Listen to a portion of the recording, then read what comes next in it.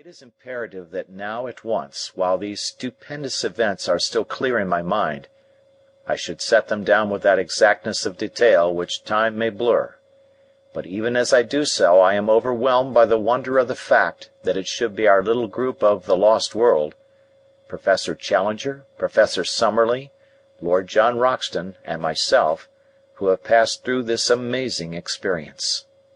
When, some years ago, I chronicled in the Daily Gazette our epoch-making journey in South America, I little thought that it should ever fall to my lot to tell an even stranger personal experience, one which is unique in all human annals and must stand out in the records of history as a great peak among the humble foothills which surround it. The event itself will always be marvelous, but the circumstances that we four were together at the time of this extraordinary episode came about in a most natural and, indeed, inevitable fashion. I will explain the events which led up to it as shortly and as clearly as I can, although I am well aware that the fuller the detail upon such a subject, the more welcome it will be to the reader, for the public curiosity has been and still is insatiable.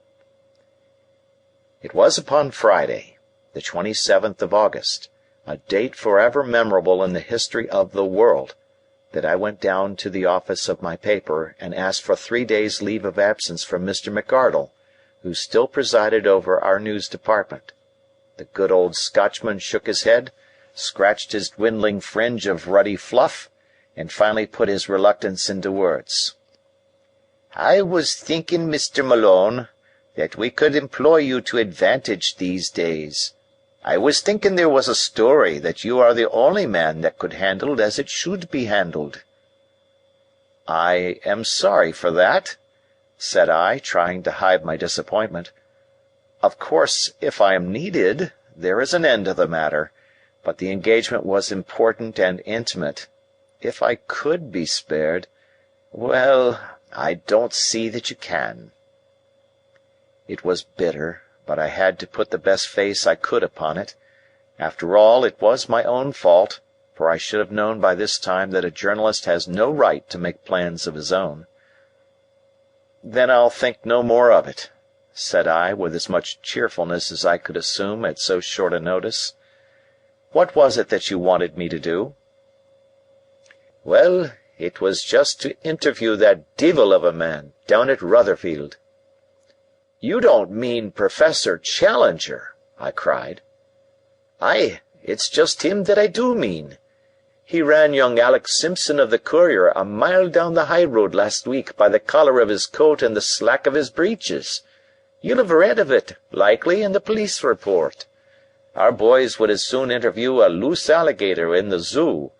But you could do it, I'm thinking, an old friend like you." "Why," said I, greatly relieved, "that makes it all easy. It so happens that it was to visit Professor Challenger at Rotherfield that I was asking for leave of absence. The fact is that it is the anniversary of our main adventure on the plateau 3 years ago, and he has asked our whole party down to his house to see him and celebrate the occasion." "Capital!"